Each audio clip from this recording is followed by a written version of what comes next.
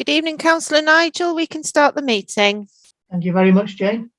Noswedar, Croatia. Good evening and welcome everybody to the Economy and Place Overview and Scrutiny Committee on Wednesday the 19th of January. My name is Councillor Nigel Smith, and I am Chair of the Economy and Place Overview and Scrutiny Committee. I can confirm that committee officers have conducted a sound check before the start of this meeting, so I presume that everybody can hear me loud and clear. Can I welcome everyone to the meeting? We're all attending remotely, and in addition to committee members, we also have non-committee members, cabinet members, and officers joining us for our discussion. For those viewing the live stream or recording this evening, committee members are identified by an asterisk next to their name.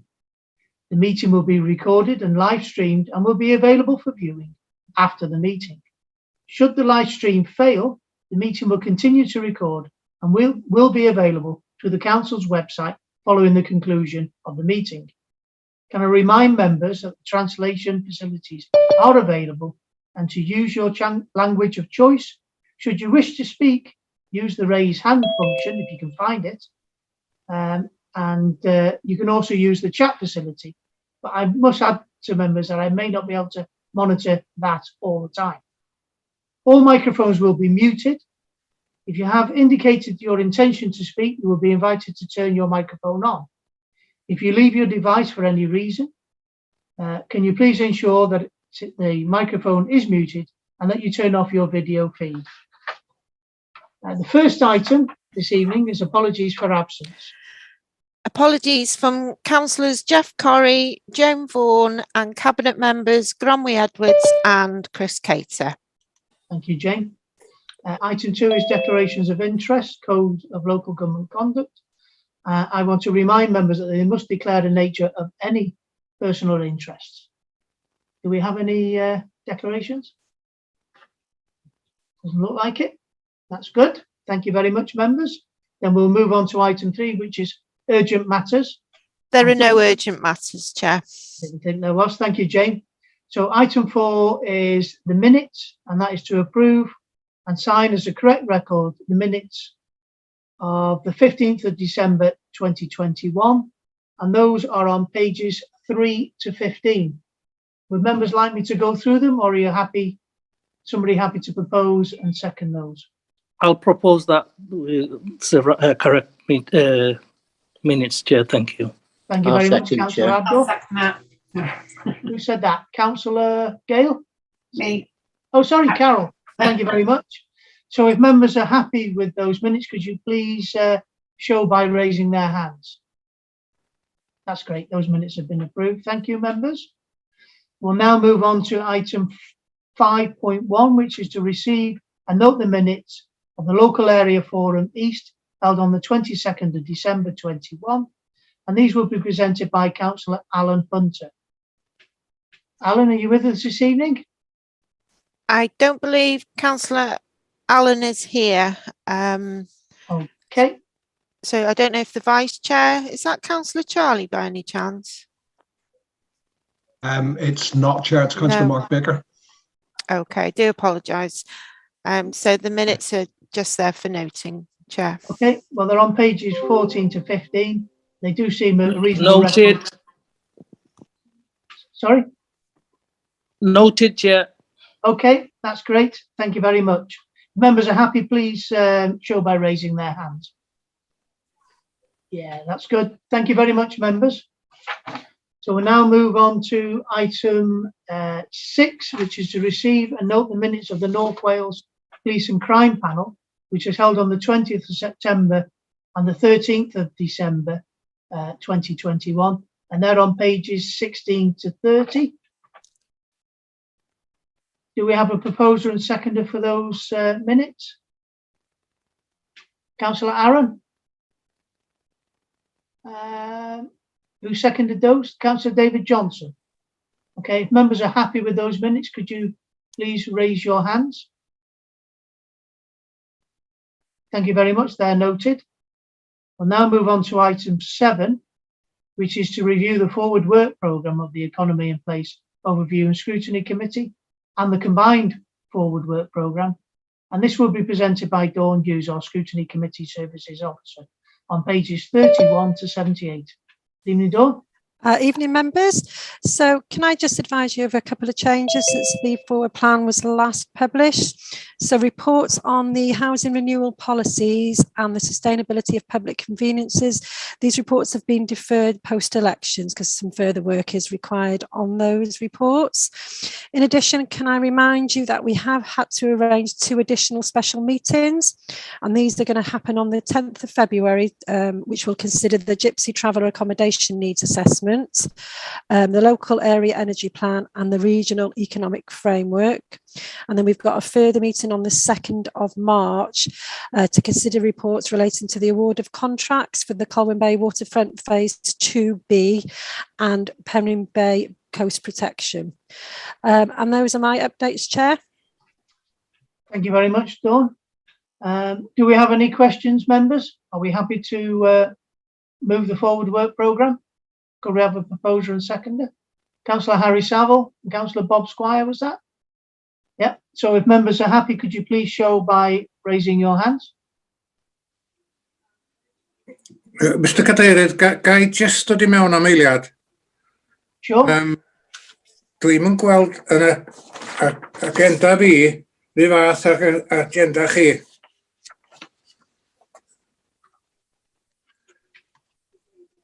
Sorry.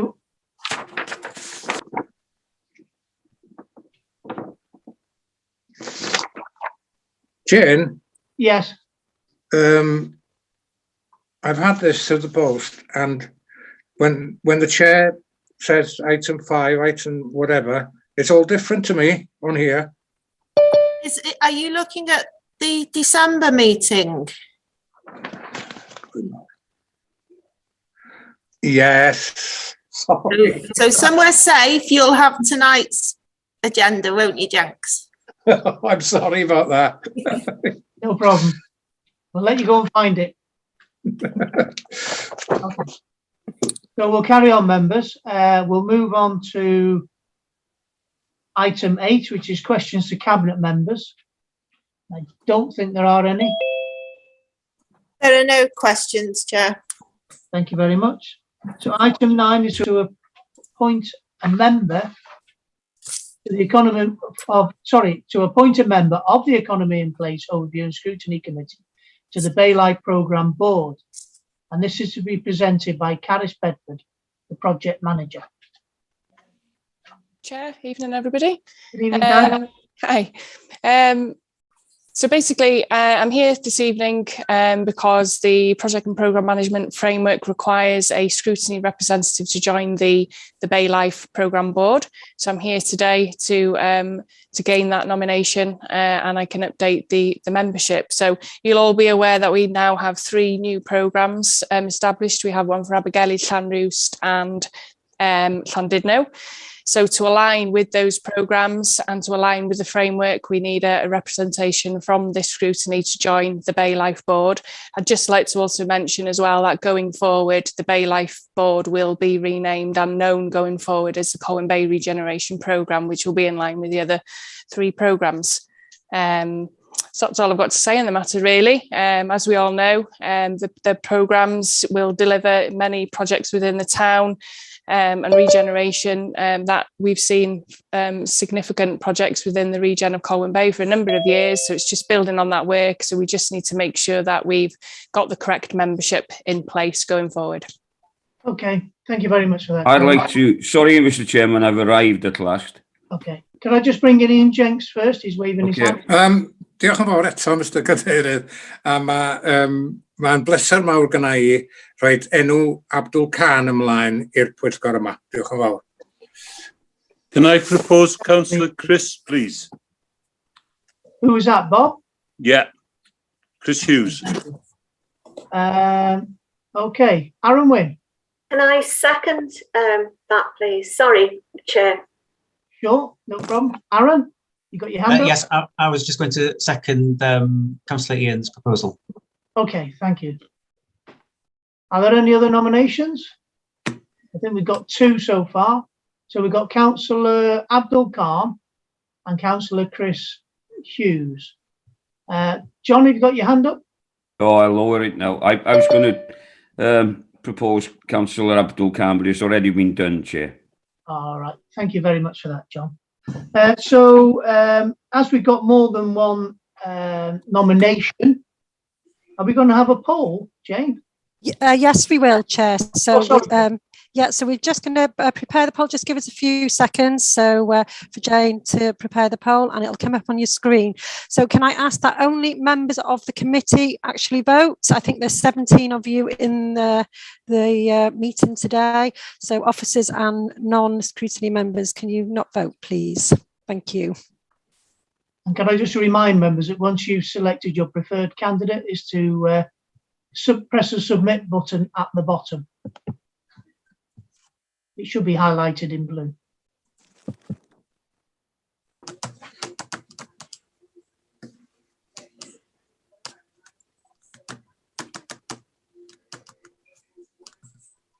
Is everybody happy they voted?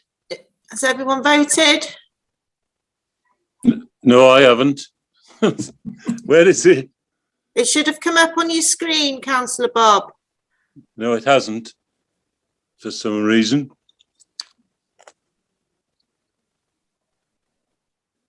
That's strange, isn't it?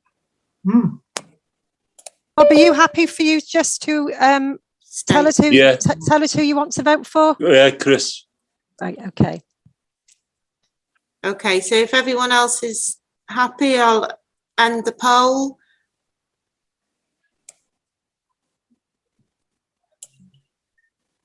And the scores on the doors?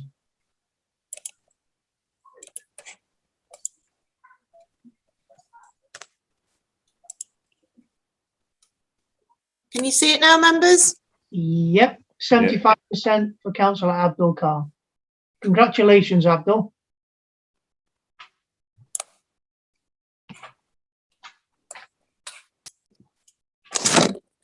Thank you, Chair. Thank you, everyone. Sorry.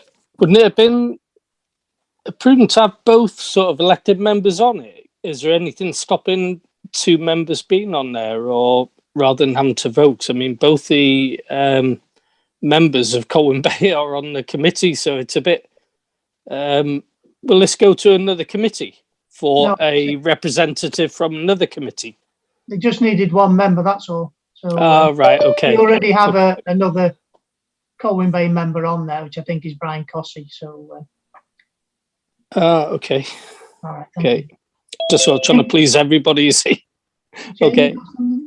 To add? Yeah, just on that point, Councillor Keith, the Bay Life Board has been brought in line with each of the town centre regen boards that we've established for Llanrwst, Llandudno and Abergele. Got the same terms of reference for each. And so if we change the approach for Bay Life, it sort of sets in train a whole kind of process. Then we'd have to review all the other boards, etc. So we're sticking with one scrutiny rep for each town centre board for obvious reasons. Okay, thank you. Thanks, Jane. Okay. Chris, have you got your hand up? Yeah, thanks, Chair. I mean, you know, it was obvious what was going to happen, but I just to remind members, the Constitution still requires that at the earliest stages possible, local members are informed and, if necessary, invited to meetings. And I will not expect to find out things in committees or in members' forums. I will expect to be consulted at the earliest stages in accordance with the Constitution. And other than that, I've got nothing else to say. Thanks, Chair. Thank you, Councillor Chris. In that case, we'll move on to item 10. Oh, sorry, Jane. Only to say that the area forums are helping us do that, Chris, because as you all know, anything of any note that's coming through, like Bay Life, is coming to area forums so that all local members can be really fully briefed before it comes anywhere near a committee like this. So, with respect, Jane, the Constitution outranks the forums, and the Constitution is quite clear. Local members, you can take it to the wider forum and include the Roast members and the Old Colwyn members, but about 80% of the issues on the Colwyn Bay board at the moment are focused on Glyn Ward, and I will expect to be consulted in accordance with the Constitution. Yeah, because it's no point at the end, because the deals are already done by then. The projects are, when it comes to the forums or to committees, it's already settled, and I just require that we're done in accordance with the Constitution. Thank you, Councillor Chris. I'm sure that will be noted. So we'll now move on to item 10, which is the biannual review of the wide coastal and fluvial flood risk reduction scheme. And this will be presented by Owen Connery, the Flood Risk and Infrastructure Manager. And for members, it's on page 79 to 114 of the report. Evening, Owen. Hi, good evening, councillors. How are you doing? Thanks for the opportunity to present this report. This report has its origins back in this time last year, March last year, when at a meeting of Economy in Place, I'm just quoting from the report there, that we as a department were requested to provide a biannual, so every 6 months, a report basically on what we're doing within the department in relation to flood reduction schemes or coastal risk reduction mitigation schemes within the county. And it's something that we'll do going forward. We do it every 6 months. And this is the first one. So hopefully this report will give a bit of background about how we decide on how schemes are taken forward, the funding mechanisms, and then the different stages within the scheme from project inception to what we call an outline business case, then to detailed design and construction. So the report is included in from page 79 onwards. I'll just briefly go through it, and then I'm quite happy to take questions on any specifics contained within the report. So the recommendation, just bottom line, is the recommendation is that that the council or that the committee notes this report and the associated appendices. So just section 3.1 gives the statute or the basis why we pursue flood risk reduction schemes. It's based on the national strategy, and I've included a link there to the national strategy for flood and coastal erosion management in Wales. It's included in option A. We have our own, based on that national strategy, we as a local authority, we have our own local strategy.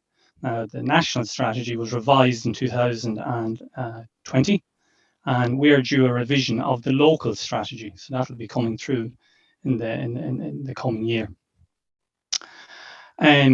So just there, that last paragraph there, in line with the objectives of the local strategy, we identify possible capital schemes to reduce flood risk to our local communities. That's what it's all about, reducing flood risk to our communities. We won't eliminate flood risk. We reduce, because you can never, the 1 in 200 year event might become the 1 in 500 year event. Unfortunately, who knows what the way climate change is going, but we certainly, the priority is to reduce flood risk. And then section 3.2 there went through the different types of the different phases of the work, and it's all in line with Welsh Government guidance. It's not what we think, how we decide to present a project. We've got very strict guidance from Welsh Government, and an Appendix C background reading there that gives the Welsh Government guidance for flood and coastal schemes, how you approach them, and then basically you have project identification, then what's called a strategic case.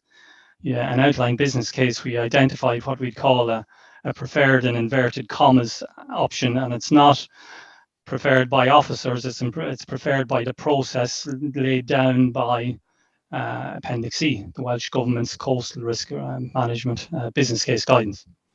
And then when we have a preferred option for a scheme, this is based on flood risk and financial considerations.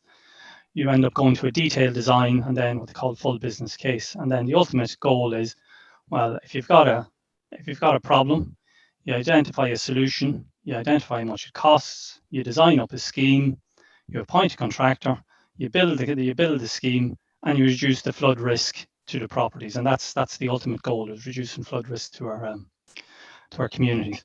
Section 3.3 goes through funding. Where do we get the funding for this? Now, the majority of funding for any of our flood risk schemes flood risk reduction schemes comes from the Welsh Government. However, Conwy County Borough Council, in certain amounts, when it comes to construction stage, we as a local authority and you as councillors have approved in the past, and hopefully you will do in the future, our contribution, which is a 15% contribution to a capital scheme at construction stage. Welsh Government will fund the scheme up to the earlier stages, the outline business case and the detailed design. But when it comes to construction, the Welsh Government wants you to put our hands in our pockets, and we have done in the past, and we submit business cases to you, councillors, every October, and we also come to you, I know for the CRUMP scheme, which is the coastal schemes, we came to you in December 20, and we brought a report to you requesting that you would support funding for the CRUMP scheme, the 15% contribution for construction, which you did, you supported that. So at construction stage, the majority of our schemes are 85% funded by the Welsh Government and 15% funded by Conwy County Borough Council. Yeah, there are certain times schemes which are with different funding streams, and it's all pots of money and different funding streams within the Welsh Government.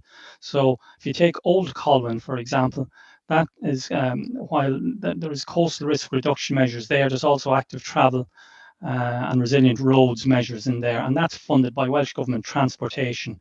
And just that funding pot is actually 100% funded by the Welsh Government. So in Old Colwyn, the schemes down there, it's 100% funded by Welsh Government as opposed to 85%. And then sometimes we get contributions where there are benefits to other parties. So certainly Welsh Water, they have contributed to these flood reduction schemes, because if you can imagine, if water comes out of a water course or something like that, ends up in a Welsh water system, well, sometimes that ends up in their foul sewage system, which ends up in a treatment plant and a thing, and they're treating, storm water, which is not in their interest to be treating thousands and thousands of cubic meters of storm water in the thing. So they have contributed to our schemes, and we're working with Welsh Water on one of our large coastal schemes and some of our smaller flood alleviation schemes down the valley. So the four main funding, if we go on to the 3.4, it identifies the four main funding streams that we have from the Welsh Government. So the first one is the main programme. So that is the bread and butter schemes down. I've identified the 10 schemes that we have currently in with the Welsh Government.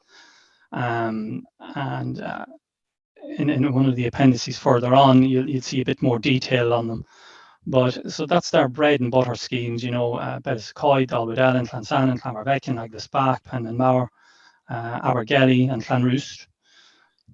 So they're the regular, so water coming out of channel, water courses, trash screen blockages, issues down in Clanroost. That's that type of schemes there. And then the larger ones on the next funding stream is the CRUMP programme, which are our big coastal schemes. So we have 5 coastal schemes. I think out of 17 in the country, I think we have 5 of them. I think it's 17 that they have. And we've got schemes at Clanmarveckan, Llandudno, Penrhyn Bay, Colwyn Bay, and then Llandudno to Kimmel Bay. Okay, and they are all significant schemes. You may have noticed some of them recently are in gone to planning. 3 of them are in detailed design. Okay, and the push now is to get those on site in the coming years, and because there is a significant, if you think of our coastline and how many people live on it, I think in one of our previous reports, I think we said over 60% of our population live on the coastline. So, communities, Kimmel Bay, Town, Abergelly, Llandudno, there's a lot of people on the coast who maybe not today, but certainly with climate change and sea level rise estimated to be I reckon it's to be between 790 mil, which is like just under 3 foot, and 4 foot in the next 100 years. Now we won't see it, but our grandkids will see it. Our grandkids will see the effect of climate change, and there's challenging times ahead for all our communities on the coastline. And this CRUMP programme is an attempt to reduce present day and future coastal risk, and we have 5 of those schemes. And then we move on to some of the smaller schemes. So Welsh Government have a pot of funding program every year called small scale schemes, where we identify smaller schemes, maybe not long-term schemes, but things like we've used applications here to get funding for the likes of telemetry of our trash screens, trash screen improvements, particular hotspots. So if we've got highway flooding hotspots, which maybe run off maybe surrounding lands, we've tried to address that in places like Aber Road and Hammerbecken, Park Crescent, and we have a scheme on the way there.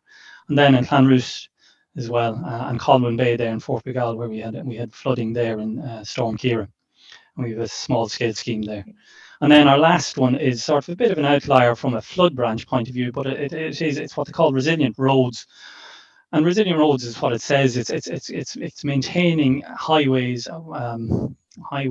byways, roads, which are susceptible to flooding or impacted by the causes of flooding. And that's where Old Colwyn, we would have achieved funding for Old Colwyn based on that. And also we've an interesting piece of work going on now between Dalgarrog and Clanroost, and the councillors down in that part of the world will be very familiar with the issues that there are between Dalgarrog and Clanroost in significant events where communities get cut off, and that's specifically around Trefferu area. So we're looking at, we're carrying out a study, what they call a well-tag study, well-tag stage 1, which is a study to try and identify, we know the causes, but to identify the solutions in that area, and Welsh Government have funded that. So there's 22 schemes there in total that are active. These are all this current financial year on the go now, being done at the moment. Some of them are at construction. I say if you take Clansannon, that's started construction. I think the contractor, you as a council, I think you signed off on that towards the end of last year in September, October. So that's gone on site. Eldon Drive is coming to the end. That phase is coming to the end. Other ones are in detailed design, the likes of, Eglisbach, Bryn Helig, Graiglu, Road and Penman Mauer. They're in detailed design, but they will all progress through from detailed design, hopefully to construction. And we apply, you apply on a staged basis. So that's the background. That's we were asked to produce a report. This is a report we're happy to bring every 6 months, update the councillors about what's happening. If you skip on towards the appendices, towards the end there, Appendix E, sort of identifies where these schemes are throughout the county. And then Appendix F, there's a project summary sheet, just a one-pager, just on, roughly what's happening at each of these projects. So I'm quite happy to take any questions from any of the members. If any of the members feel, if there's any areas, there's individual project sheets there that are identified. If any members feel that maybe there's areas that aren't reflected in those schemes, by all means, please come to me. I would hope that we haven't missed out on them, because I would hope that us in the team would be aware of the issues and that we're doing something about it. But by all means, I'm quite happy to take a call on any of the schemes or anything in relation to flood risk, any of our flood risk schemes in the area. Thank you. Thank you, Owen. No problem. We'll open it up to the floor. Do members have any questions? Councillor Harry Saville. Yes, thanks, Chairman. It's a question for Greg as the Cabinet member. As I understand it, it was around 6 months ago now that this council submitted its plans to remove the stones from Llandudno's North Shore Beach and carry out coastal defences to improve what's currently in place at West Shore to the Welsh Government. As the report says, we don't have an answer from the Welsh Government yet. I wondered whether or not Greg, as the Cabinet member, had any idea when that approval was likely to be due from Welsh Government, and if he had any idea as to why it seems to have taken so long to get the Welsh Government to sign off any vital improvements. Yeah, Chair, if you're happy for me to answer that one. Obviously, the scheme's actually submitted, as you say, a considerable time ago now. There's certainly discussions between our officers and our consultants with Welsh Government to clarify some technical issues. However, that was, again, quite some time ago. And obviously, our officers have been engaging with Welsh Government right the way across all the schemes, including Llandudno's outline business case, try and get decisions brought forward as soon as possible. There has been considerable amount of discussion around them all, and especially Conded knows our Aberconwy MS has also put pressure on, and we're hoping we will get a decision, and certainly one that supports the council's resolution as well in the near future. I should point out that some of the larger schemes, Welsh Government have advised that the deadline to commence by March 22 may be extended due to the complexity and the time that things have taken, which I think is obviously down to various delays due to our pandemic situation as well. But we are hoping for a positive response as soon as possible. Happy with that, Harry? Yes, thanks, Chair. Okay, thank you. Councillor Donald Mill. Thank you, Chair, and thank you very much, Owen, for your report tonight. Towards the end of that report, you made reference to the range of projects, and clearly what we have before us are those which have progressed to quite a long way through the procedure. Do we actually have a list of other projects to save us sort of raising any other concerns about things that aren't on this report? Do we have a list of those where, you know, problems have been raised, they are under consideration, because, you know, that might help any other members who are looking down this report and wondering what's happening to something they know in their area. And that's the first question. The second one is more of an observation that most of the projects that we have, I think residents think this is fabulous, we need it, we're desperate for it, we've got a problem, and they're seeing a solution. And I think in that way, you're handling an area which should make you very popular with residents, even if they all expect it to be done yesterday. As far as one particular project, though, I have, which is within my ward of Rose, the concern that many residents have, quite vociferous concern, is not about what you are doing. They want that work, but they're concerned of the knock-on effect of the redesign and the effects then of traffic and such like. This is something which residents are still going on about. They're not happy with the consultation responses so far. And perhaps could you confirm at this stage, has a final decision been made as to exactly the routing of traffic? Because again, I'm presuming most of this is to do with highways and that aspect of it, rather than your attempts to design a better prom for Rose and the centre moving into Colwyn Bay. Sorry for the rather roundabout story on that one, but I'd appreciate any comments.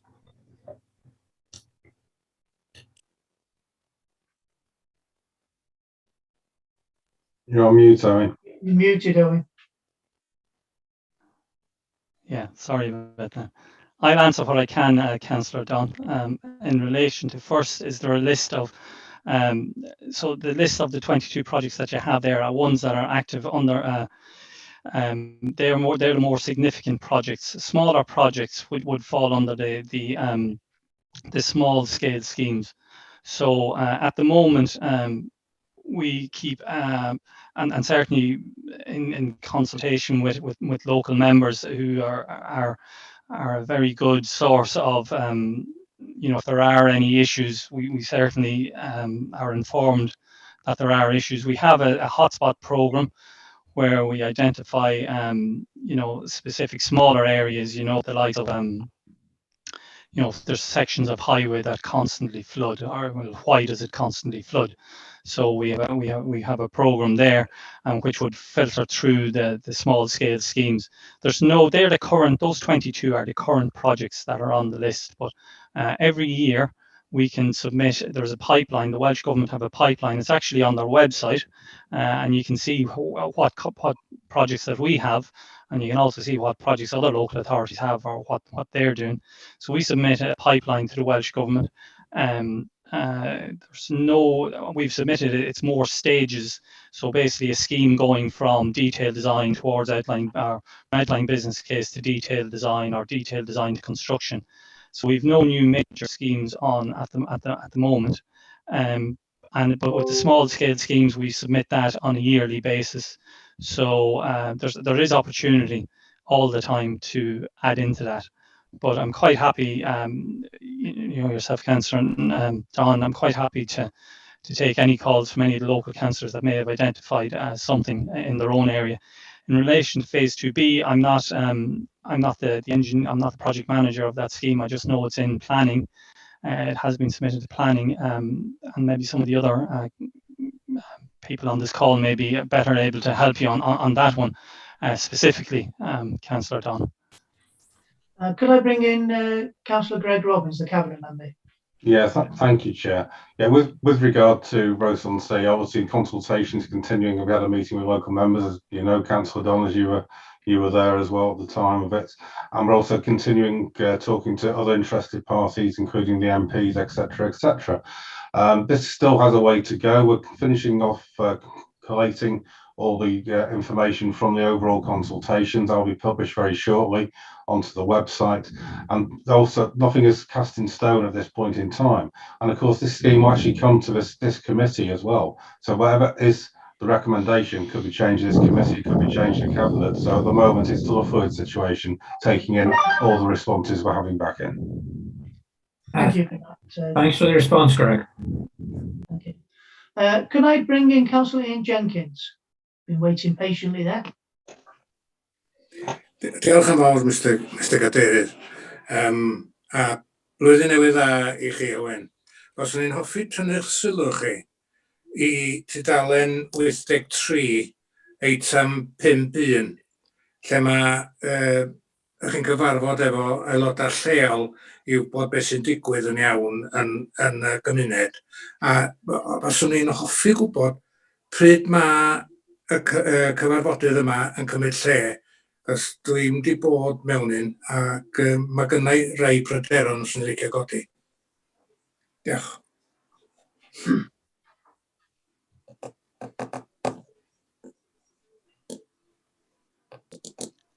Okay, sorry, Councillor Ian, I'll have to respond to you in English. My Welsh just hasn't got up to speed on that.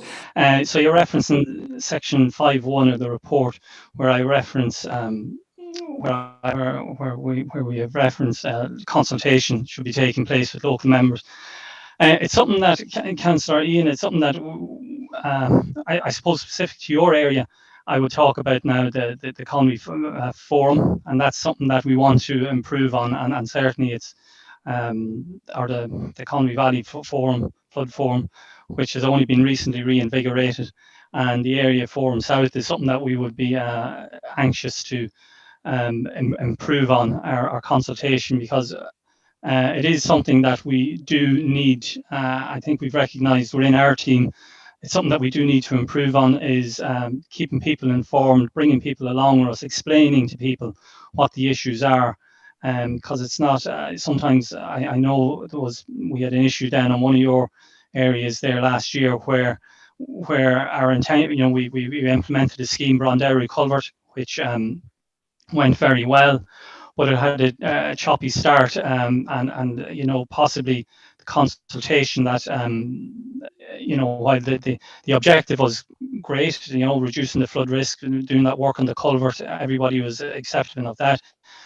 But maybe I know certainly at the start of it was a bit choppy, because maybe consultation and it wasn't as good as it should have been. So the ways that we would hope to improve, Councillor Ian, is certainly work more with the local area forums. So within the county, work with the in your particular area, work with the Conwy Valley Flood Partnership Group. And one thing that as well that we've identified is, you know, there's a big drive now towards what they call natural catchment management, which is basically holding the water up in the hills, and that's certainly relevant down in your part of the world. So I think you'll probably find, even with the next report, in 6 months' time, there'll be a lot more written in that section about what we've actually done regarding consultation, because it is certainly, I hear your point, Councillor Ian, it's something that we do need to improve on. But that's it. It's through the area forums, through the individual councillors, and through the Conwy Valley Flood Partnership in your particular area. Diolch Owen, ga I jyst dod yn dôl ar un peth. Be sydd yn fy mhoeni i ac llawer o drigolion y dre ydy o dro i dro, yn arbennig yn Ysgol Dyffryn Conwy, maen nhw'n gosod sgaffold i fewn yn yr afon. A be sydd wedi digwydd yn y gorffennol ydy bod pethau'n hel yn erbyn y sgaffold a maen nhw'n troi'r afon i gyfeiriad arall. A be faswn i'n hoffi fysa gweld swyddogion y cyngor yn cerdded i fyny y dair afon bach sydd yn Llanrwst i weld nad oes ddim byd fysa'n gallu tagu'r afon yn arbennig yn y cyfnod llifogydd. Dwi'n yn gwybod os ydych chi'n gwneud hynny'n barod, ond dwi'n wedi gweld dim tystiolaeth o hynny. Diolch Owen. Okay, Councillor Aaron Wynne, you're the next speaker. Diolch Nigel, and thank you Owen. Yeah, it's clear from the reports that flooding is a county-wide issue. It's not unique to us here in Llanrwst, and it's not unique to low-lying coastal communities either. I sincerely believe, flooding is the biggest threat facing our communities here in Conwy over the next couple of decades or so. And all too many of us know already, flooding has devastating impacts on communities and on people. I can only speak from my own experience, but hearing the rain knock against the window at night is enough to keep me awake in fear of flooding. I do have a question. It's not entirely related to the report. The tannery wall in Llanrwst, which keeps the town dry from the Conwy River, it collapsed during our last flood. It does belong to NRW, and they're willing to take responsibility to fix and maintain the wall. However, they're waiting to hear from you and your team regarding how they can proceed with work to make sure that it's in line with the Section 19 report. Are you able to give us an update regarding the tannery wall? Diolch. Yeah, thanks very much, Councillor Aaron. Not exactly 100% sure that they're waiting on us. I don't know if that's just exactly the case, Councillor Aaron. I know we certainly in the past we've had a meeting with the NRW in relation to that wall. I will follow up with the NRW, and I can come back either through this committee, or I can come back to you direct, Councillor Aaron. I don't know how I can inform the committee, but I certainly don't recognise that they're waiting on us to progress any works in the area. The NRW, I don't believe that. I know we had discussions with them previously about they wanted, because you'd be familiar with the collapse of that wall and how that wall collapsed, I believe, during Storm Ciara. It may have been that water would have came in and forced over a parapet wall at the back in that car park area. So I just need to get my facts clear, Councillor Aaron. I don't recognise that we're holding them up at all, and that's genuine. Now, what I would say is, they can work on water courses at the same time as us. They might be limited with fish spawning season. No works can happen in the fish spawning season, so they wouldn't be able to do any work now in that area till March or till May, I think, is the fish spawning season. So maybe that has something to do with it. But I'll find out, Councillor Aaron, and I'll come back to you, and I can inform. I'll talk to the committee what's the best way to get that communicated to the rest of the members. Okay, thank you for that, Owen. Can I ask you a question, Owen? With the you've obviously got the SOC, or the Strategic Outline Case, which has been brought forward by Welsh Government because of the increase in sea levels. So we need to look at protecting our coastal areas. And then we've got the outline business cases, which is the preferred option to address flooding, and as identified, as well as providing maximum value for public investment. How do they come to that value? Well, what they do, Councillor Nigel, and you make a very valid point, what they do is they work out, first thing they need to do is they need to work out if there's an event, if there's a flood event. So say whether that's a 1 in 200 year flood event or whatever like that, to work out with the existing what's there and at the moment, how much damage would be done.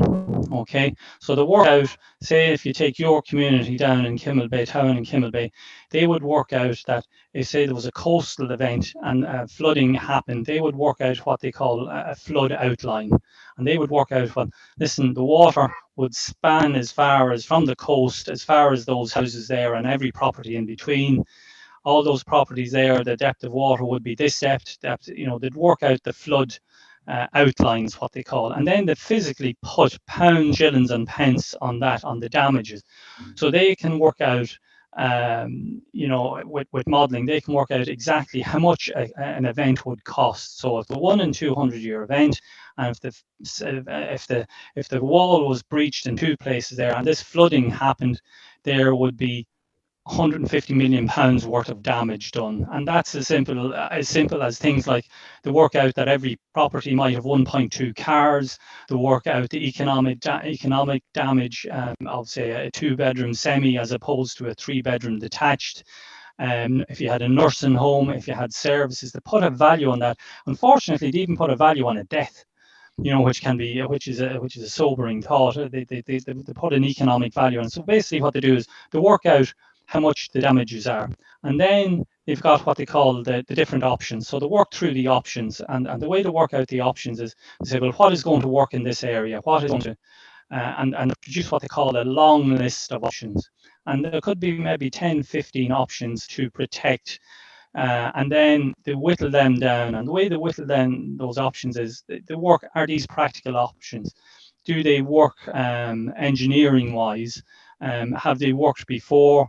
Are they too, so they have a long list of options. This is all documented, and in your area, Councillor Nigel, this would all be documented in the outline business case. They have a long list, and then they go to what they call a short list, and then they work out how much the short list costs to build. So if the short list, so say if one option 1, 2 and 3, if option 1 costs 10 million, option 2 costs 50 million, option 3 costs 100 million, and the damages are say 500 million, well, if you spend 1 million to save 500 million, well, that's a good deal. If you have to spend 10 million to save 500 million, well, that's not as good as the 1 million option. And if you have to spend 100 million to save 500 million, well, that's even more. So it comes down to a ratio, to work out a benefit cost ratio. And that's what it comes down to, Councillor Nigel. So it usually comes down to money. And that's it. And it's in that business case guidance, Councillor Nigel. So to work out the damages, which is straightforward. No, sorry. So you talk about they look at, who are they? Yeah, the technical appraisers from the Welsh Government that we trust to engineering team within the Welsh Government. Now, when I talk about Welsh Government, okay, I'm not talking about I talk about my counterparts in the flood branch of Welsh Government. So they're technical appraisals. They're not like people. They're not. You know, so they're looking at it from a technical point of view. Can I be clear, Owen? So it's Welsh Government that are supplying the outline business cases. Is that what you're telling me? No, we as a local authority, we draft up the business case. Okay, so we draft up the business case, and then we submit it to the Welsh Government, following their guidelines. Okay, so it's us that submits the business case. Yes. What we deem to be the best capital investment scheme to reduce flooding, best value for money.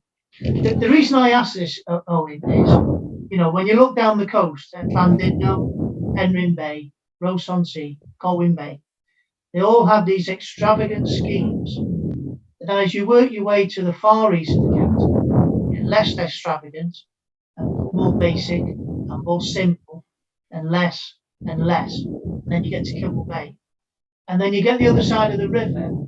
And I've been looking this week at Denbighshire's coastal defence scheme, which again is another extravagant scheme. They've realigned their coastline, advanced the line, they're widening the promenade, they're doing the middle section now. And I just wondered how the electorate, the public, the people that we work for and serve, will look at the schemes in the east of the county and compare those to the east in Denbighshire, our neighbouring authority, and look to the west within Conway and look at the other schemes in Conway, which are far more extravagant, far more detailed, including ponds, gardens, roads, electric vehicle charging points, all those things that are very nice, that we have deemed to have been valuable enough to put into the outline business case for best value for money, but not in the east of Conway. And I just wondered how you feel our electorate, the people of Conway that we work for, might look upon the decisions that you are making on their behalf. How do you think they will view that, Owen? Yeah, thanks for bringing that to my attention, Councillor Nigel. What I would say is any of the Crump schemes that we're working on, the primary option, the primary purpose of any of those schemes, number one, A1, top of the list, is coastal risk reduction. All those schemes that you've mentioned, Clanverbecken, Llandudno, Penday, Old Colwyn, the primary thing is coastal flood risk reduction. That is the issue here, Councillor Nigel. That is the issue here. Now, wider benefits can be included. The funders of all these schemes are Welsh Government Flood Branch, and that is the primary purpose of it. In Denbighshire, I don't know, Councillor Nigel, I don't work in Denbighshire. I just know that the scheme, maybe I just know that maybe just immediately adjacent to our county boundary, there was an area, there was a draining wall to protect the river, was extended out, and then there was infill behind it. That seems to be quite apparent. I don't know if that's advanced the line. I just know that the guidance notes in our programme is quite specific, follows national policy, we follow the shoreline management plan. And the shoreline management plan in our area is hold the line, not advance the line. Now, in any other local authority area or any other scheme, I can't help you on that, Councillor Nigel, but it's very clear to me that we would follow our guidance. Our engineers and our consultants that we would employ follow the guidance. Now, how about in other areas? As you know, Councillor Nigel, we've been in some other on our coastal scheme in your particular area, Llandullis, Kimmel Bay. We're in a process of consultation with you. Your local councillors have submitted to us. I won't say, have identified wider benefits, which we are hoping to incorporate. And I think now, so that's it's they are working on schemes, and you can see the wider benefits are being delivered. We haven't finished our detailed design in our area, Llandullis, Kimmel Bay. But the primary objective of all these schemes is to reduce flood risk. That's what the money is for. There's no point getting money to. I totally understand that. Just that I'm mindful of the fact that we don't seem to be learning from our lessons. 2013, I think we spent 1.25 million throwing some cobble on the beach, which the beach level has already reduced. So that's, 7 or 8 years down the line, we're having to look at addressing the beach level again. If we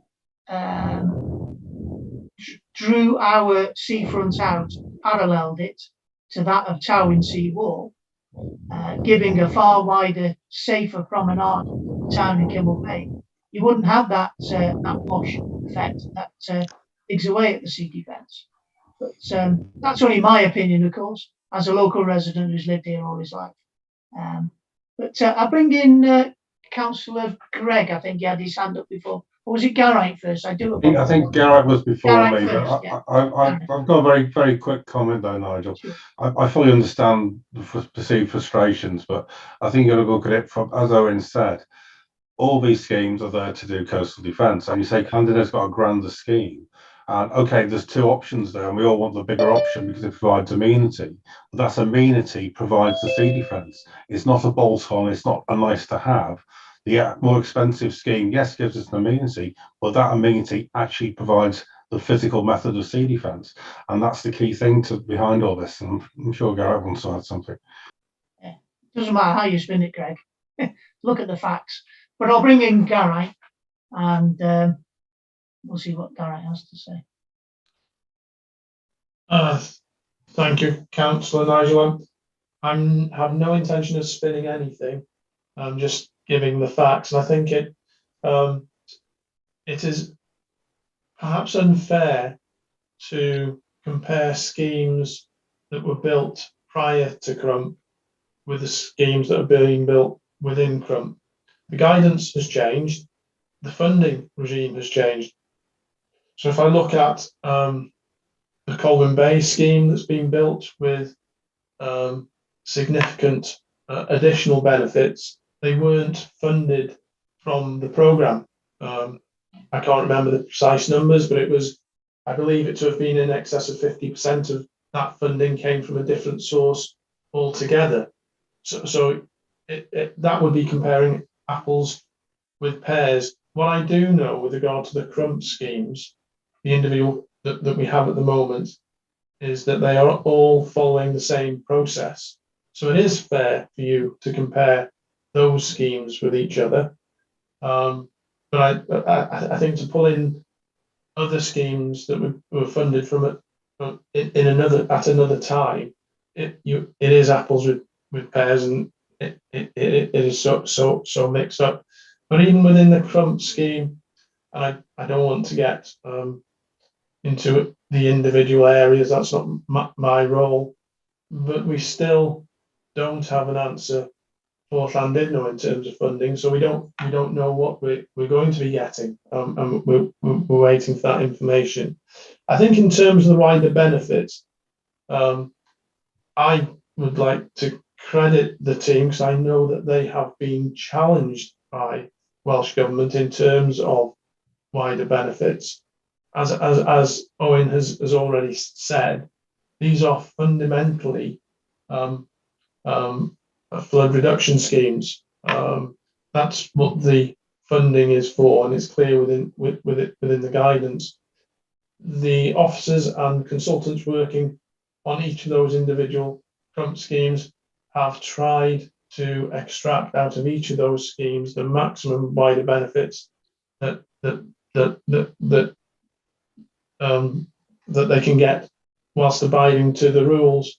But I do understand your frustration. But I'm perfectly happy outside of this meeting to go through each individual scheme and compare them with anybody who wants to do that, to make sure that we're all on the same page, that we are following the same rules, because I know that we are, and I'm happy to do that. But doing it in committee is probably not the best place to do that, because it's quite a detailed piece of work. I agree. Thank you for that, Garrett.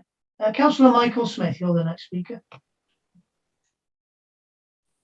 Thank you, and thank you, Owen, for the report. And I think we'll probably take Garrett up on that. Town Council just earlier this week, we've had an email from you guys about discussing these going forward.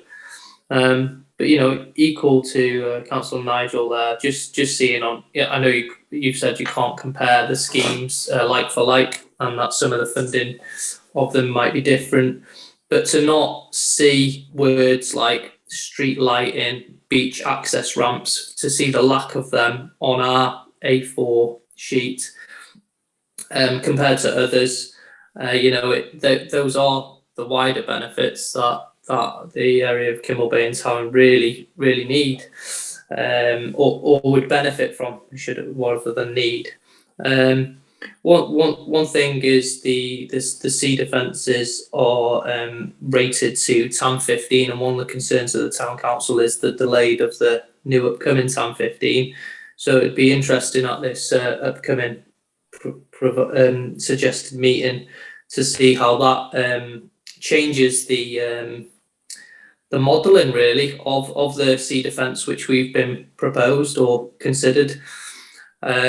But the wider benefit from what I can see is, if you don't ask, you won't get. I prefer to get 10 no's than not ask at all. So yeah, it'll be interesting to see that outside of this committee.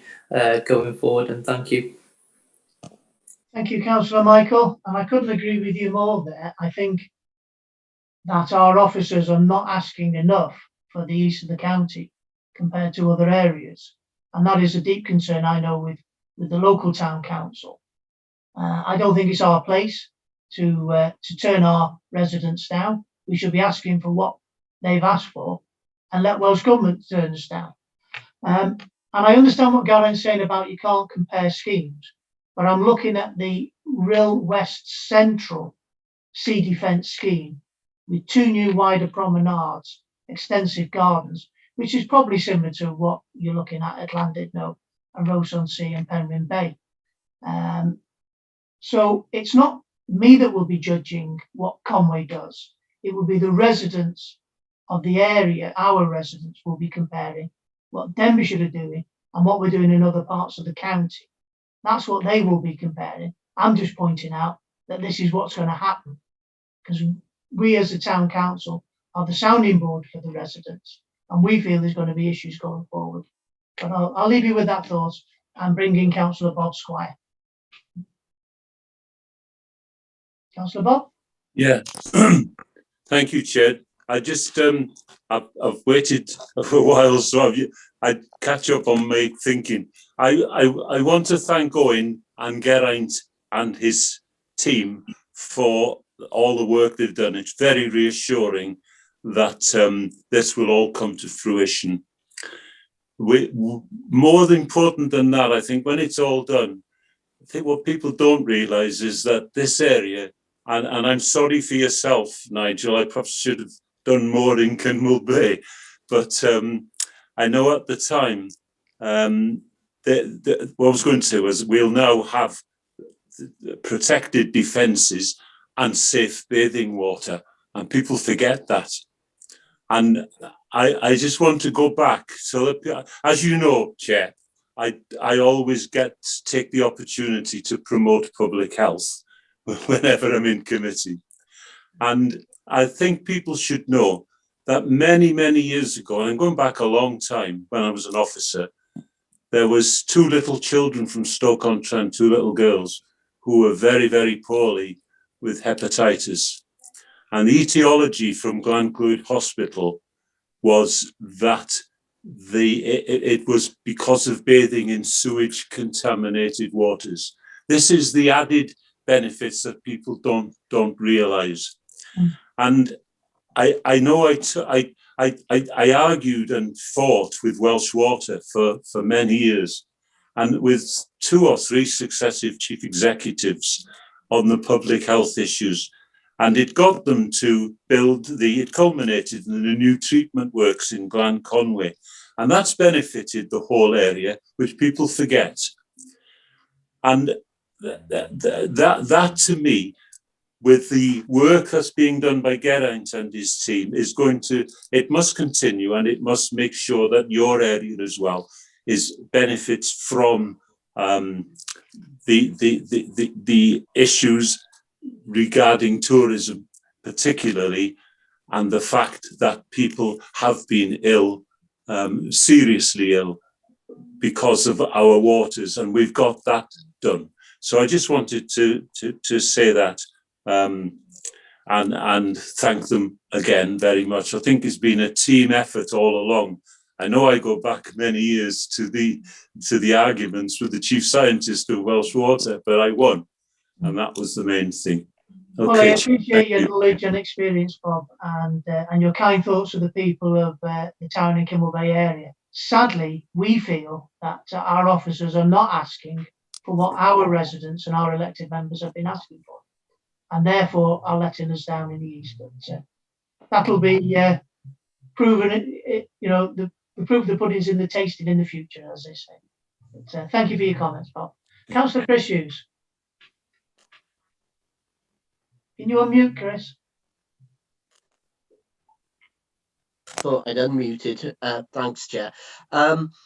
Yeah, I wanted to thank the team for the work that they've been doing on the Vron Estate in terms of the debris screens and the culvert works there, because we've had significant flooding, I think on 3 occasions over the last 5 years there, and it is sheltered accommodation.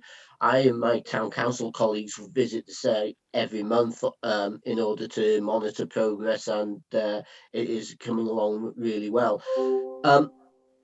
However, one issue that I did want to raise is that whilst sea defences that were put in and a lot of the defence work was done over the last few years has been welcomed and is doing a fantastic job, some planning permissions that have been given in recent times are now leading to quite an increase in the amount of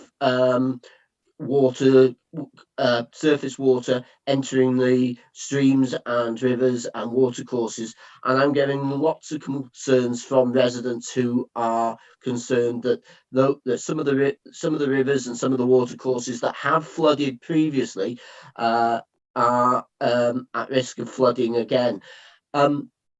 What's the process for submitting new applications or asking for new projects to be looked at?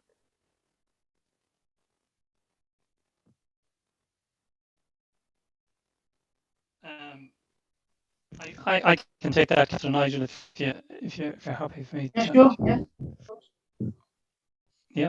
Yeah. Thanks, Councillor Hughes. So I think it's 2020, January 2020. If you have any new development greater than 100 square meters, you have to go through a process called SAB. So this is called, it's the SUDS Approval Board. Yeah. So the theory behind that, Councillor Chris, is that, you can't have runoff. If you have, you can't, years ago, what you used to do is you'd build the housing estate, you'd put in the roads, you put in cobble block driveways, and it'd all go down a drain, and it'd all go into a pipe, and it'd all go into a river, and it'd all end up in the sea eventually. Now that can't happen. What happens is you have to go through, it's like a process similar to planning, but you have to go through the SUDS Approval Board, and we have an officer, we've got a specific email address, and we have an officer that deals with all these applications. So if somebody wants, say, to develop maybe 3 or 4 houses in an area, not only do they have to supply a planning application, they have to make an application to the SUDS approval body, and we go through that process, and the process basically can't make things worse than what it is already. So you can't. The days are gone where you just.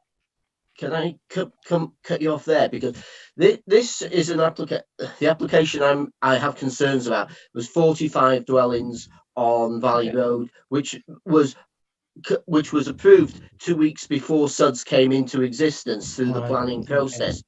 But planning officers determined that despite it being in the LDP and Planet Policy Wales, that because it was more than 100 metres, that the actual sites that were at risk of flooding were more than 100 metres downstream, they were far away enough not to be impacted, although the planning policy says different. So that's the issue, is where SUDS hasn't been used to address the problem, but planning has approved it anyway, and now it's having an impact downstream on those properties that we said it would have an impact on. It's also having a impact on land owned by the local authority, where part of the road has fallen into the river. Okay, well, I'm sorry, Councillor Chris. That's maybe I can, by all means, I can have a look. Like we were in the flood risk department. If there's water coming off land, third-party land, you're not allowed to discharge onto the public highway. If it's, if they're causing flooding, we can look at it. But it's. Yeah, it has changed now, Councillor Chris, that SAB picks up anything, and I think it's since January 2020. So anything new coming in. But I hear what you're saying. If there's residual ones that snuck in just before it, but certainly anything new is coming in, and there's an officer, there's an email address, sab@conwy.gov.uk, My colleague Tom is the SAB officer, and he handles all those applications that come in. Okay, I'll write to you outside of this meeting. Yeah, thanks Thanks, Chris. Thank you very much. Councillor Phil Capper, I think you're the final speaker on this Thank you item. very much. Thank you very much, Mr. Chairman. Yeah, just in response to Councillor Chris, being a member of the Planning Committee, I'm aware that Natural Resources Wales consulting on any application, and if they have an issue, they bring it up with us. If they don't, we have to make a decision on the evidence presented to us. So that's the way it goes. Thank you for that information, Philip. Harry, you got your hand up? Yeah, I have, Chair. I'm sensing the discussion is kind of reaching its natural conclusion, so I wasn't sure if you had a recommendation. Oh, yes, jolly good. Okay, I'll propose that we note the report and we can move on. Thank you. Do we have a seconder? I'll second that, Chair. Thank you very much, Councillor Abdul. So, members, we've had a good debate there and a good chat with Owen. We've got a proposal and seconder. If members are happy that we note the report, would you please show by raising your hands? That's great. Thank you very much, members. Thank you, Owen. Thank you, Geraint. We'll now move on to item 10.2, which is the Net Zero Carbon Performance Report. And this is presented by Amanda Jones, our Business Improvement Manager, and it's on pages 115 to 129. Good evening, Amanda, and I'm sorry we've taken a bit more time on that last item. That's okay.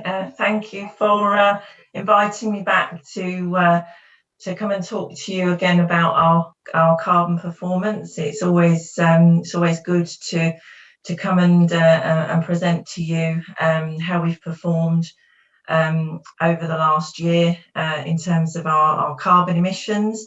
I have prepared a PowerPoint presentation. I thought it might just be a little bit easier for everybody to see the graphs rather than on your iPad. So if you'd like me to present my screen, I can do that. Yes, please, Amanda, if you could. I will turn my camera off because my internet connection doesn't really cope with me presenting my screen and my video. So I'll just stop presenting my video and I'll share my screen. Okay, and I'll just put it onto a... Can everybody see that? Yes, we can. Thank you.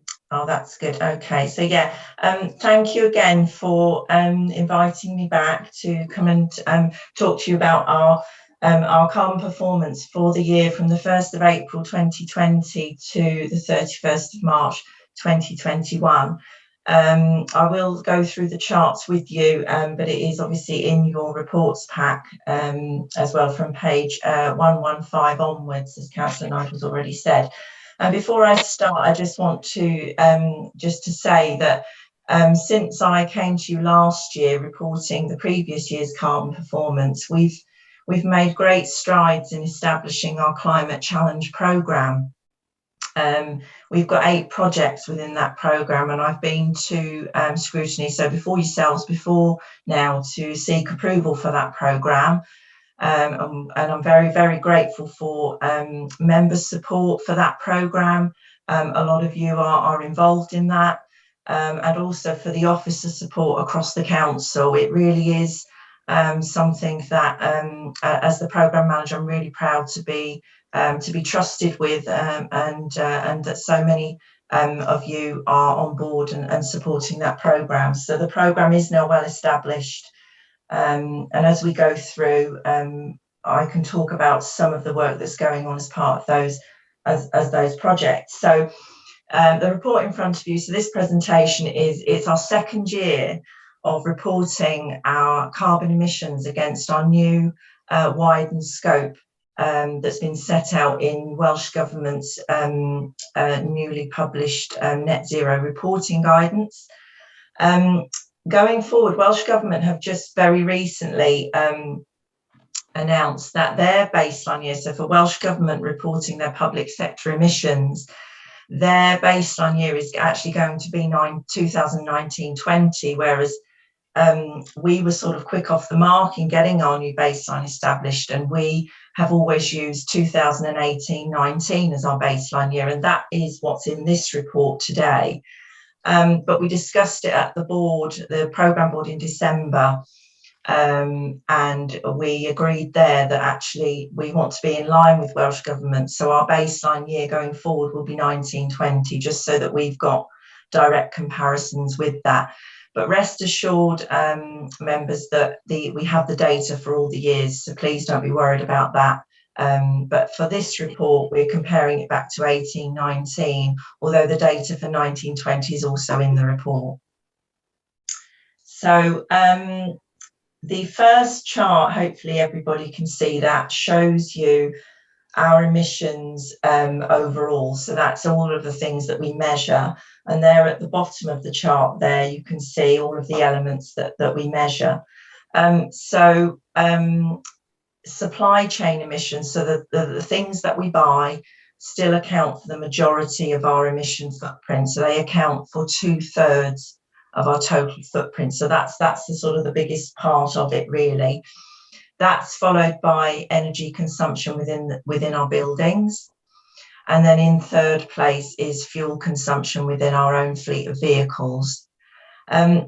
It's really good to be able to report to you that in 2021, we did reduce our emissions by 9%. And that equates to around about 5,000 tonnes, as you can see there. And that's really, really good. But as you know, I'm very much, I like to err on the side of caution, in that there is still a lot of work for us to do if we want to get to net zero by 2030. And there are several reasons for this reduction. One of the reasons is the pandemic. We've seen the biggest sort of reductions in terms of tonnage of our carbon in areas of building energy use and staff commuting. So we're all aware, aren't we, that the pandemic affected that and has been a contributing factor in that, because we haven't been travelling around as much in terms of commuting, and some of our buildings have been closed, so the energy use, we've seen a reduction there. So overall, we've seen a 9% reduction. Other contributing factors to that are there is a greening of the grid as well. So as the electricity grid becomes greener, the electricity conversion factor it improves, so that also helps us to reduce our emissions. So that has been the sort of the main reasons why we've seen that reduction compared back to our baseline years. And I don't think there are any surprises there. We would expect that with the number of national lockdowns that we've had, and where we've had situations where we've either been reducing or stopping services. So that is the overall performance, and I will go through each of the elements with you now. So the first one, the first chart there is looking at energy use in our buildings. And again, we've seen a 13% reduction in energy use in our buildings. Buildings also include schools, although I will also look at schools separately. I'll come on to that in a moment. And also leased assets. So that's assets that we lease to others and we lease from others as well. So we've seen a 13% reduction, which is about 1,540 tonnes there or thereabouts. This reduction is as well, again, it's a contributory factor is the pandemic. We've seen increased home working. And at the moment, home working is not within the scope of our emission footprint. It's not within the scope of Welsh Government's footprint, although they do have a target, which I think is 30% home working. That's where they want to get to. So I think it's inevitable that at some stage home working will be included. And to preempt that, we are doing some work behind the scenes to try and sort of calculate what would be included if we were to include energy consumption from home working. And we're going into quite a lot of detail around that. We're looking at things like how much energy would you use if you boiled a kettle, if you used your microwave at lunchtime. So we're trying to get it as accurate as we can to give us a good idea of what we would need to include, should it be included in the future. Interestingly, even though during the pandemic schools were open, initially it was to support key workers, wasn't it? So children of key workers would go into schools. So the schools were using energy, but a credit to the schools in very challenging circumstances. Because of the reduced occupancy, they were sort of keeping to that. Not all of the classrooms were being used. And there was a reduced use of electrical equipment as well, which has contributed to the reduction. I've already talked about the greening of the national grid, which helps. And there has been an overall reduction. We did see, in terms of energy use, just a slight increase in our gas oil consumption during the winter. And that was because we also look at the temperatures to see whether, you know, are we reducing our emissions just because it's we're doing the right things, or is it because we've had a warmer winter? So we look at that as well. And our average winter temperature for 2021 was actually 35% colder compared to 2018-19. So we did reduce our emissions, although we did see a slight increase in one of our heating fuel types, and that being gas oil. Although in terms of the other heating fuels, we did see a reduction. So we monitor this very, very closely. There's a lot of data that we look at. So that's buildings. In terms of schools, so this just this pie chart here gives you a breakdown of the different categories of schools and other educational facilities. Schools account for 52% of the emissions from buildings. And we've managed to reduce emissions from schools by 13%. And I've just explained some of the reasons for that. Other contributing factors to that reduction in emissions from schools, energy efficiency is now integral to any building maintenance and improvements that we do. For example, if the lighting in a school stops working and it needs to be replaced, we replace it with LED as standard. So we do that. And even though during the pandemic, we've not been able to go into schools as part of our low carbon schools visits, where we go in and we talk to the pupils about saving energy, what they can do, and we give them tasks to do to kind of build it into the curriculum if we can. We've not been able to do that. But what we have been doing is liaising with the schools to give them information that they can share with the pupils as a kind of a virtual way of us being able to still continue to deliver that energy efficiency education. As you can see from the pie chart, we've got the three categories of schools that are the big players in terms of their emission footprint. So we've got our primary schools, the high schools, and then we've got our three PFI schools, which account for 21% of the school's emission total. So they are big players. Schools are big energy users because of the nature of the beast, a bit like hospitals, I guess. We like to keep our children warm. Those are the big players in terms of schools. So as I've already referred to, we look at the weather to see whether the fact that on average the year it was a warmer year, and that's helped us to reduce our emissions, or whether we're actually doing things which are having a positive impact on our emissions. So the chart in front of you there. So the green line there shows the annual average temperature in Wales. So as you can see, in 2021, it was actually colder than in 18-19. So if we weren't doing anything, it's kind of a converse relationship with our emissions. We would expect to see the purple line, which is our annual tons of emissions from our buildings, to be going in the opposite direction to that green line. But actually, even though the annual temperature was slightly colder, we've still managed to reduce our emissions. So that is something that we monitor as well, just to make sure that it's not just luck, and to reassure yourselves that it isn't just luck of having a milder year that we've been able to reduce our emissions. So moving on to our fleet. So the way that we measure emissions from our fleet is we measure the emissions of the fuel that we put into the vehicle. So it's not the emissions that come out of the exhaust. So we measure the actual consumption of the fuel. And so we've seen a 12% reduction compared to 18-19. And there are a number of factors that have contributed to that as well.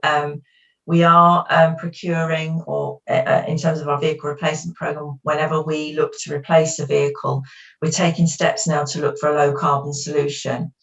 At the time of writing this report, we had 16 electric vehicles in our fleet. We do have some electric vehicles in the pipeline, so very exciting. We've got an electric recycling vehicle that is due to arrive with us very, very shortly. I believe it's the end of this month, but I'll check with our waste manager on that one, and that's going to be a pilot vehicle to see how it operates. In terms of carrying, obviously it's carrying the load when it's emptying the curbside recycling, and it's travelling on its route around the county, just to see how the battery stands up to that kind of operation. So that's really exciting for us. And we've got a number of other electric vehicles in the pipeline as well.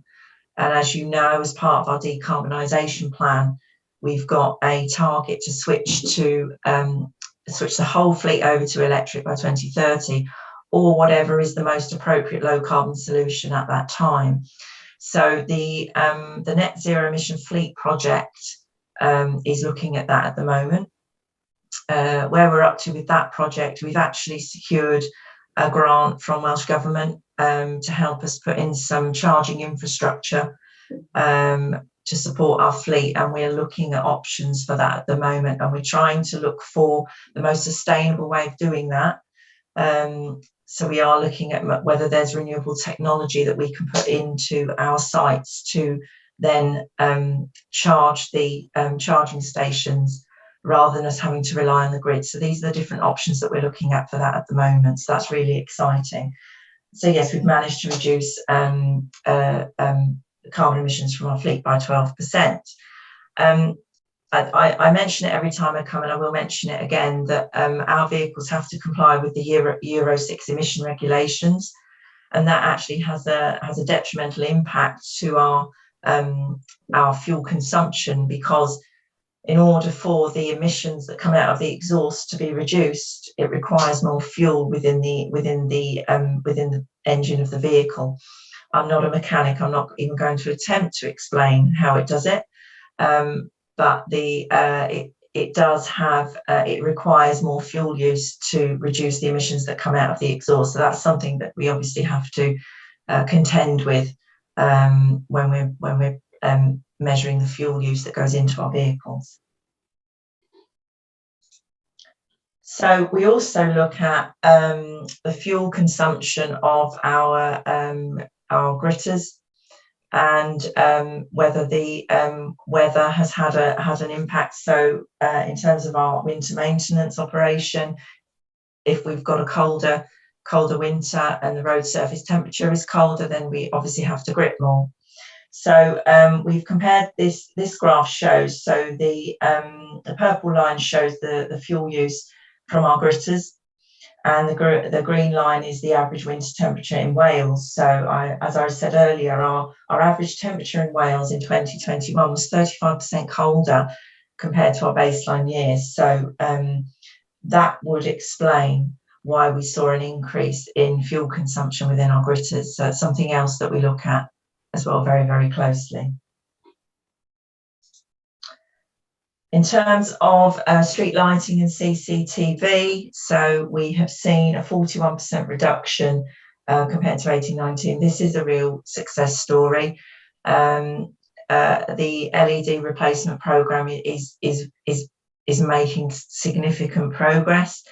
So the reasons for that reduction obviously are the replacement program, and at the time of writing this report, 11,823, I think, or thereabouts, lanterns have been replaced with LED.